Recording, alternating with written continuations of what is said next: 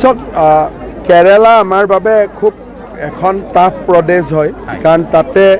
BJP আজিলৈকে কোনো seat জিকা নাই কিন্তু লাহে লাহে আমাৰ ভোটৰ পাৰ্চেণ্টেজ 15%লৈকে বৃদ্ধি পাইছে আৰু আমাৰ মানুহবিলাকে কাম কৰি আছে কাৰ্যকৰ্তাসকলে কাম কৰি আছে এটা সময়লৈকে গৈ আমি শক্তিশালী হ'ম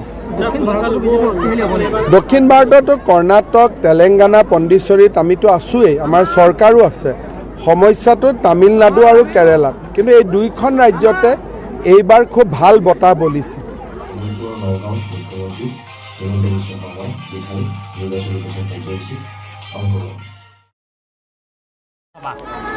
আজি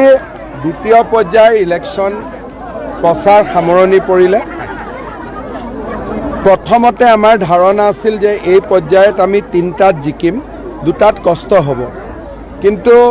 যি ধৰণে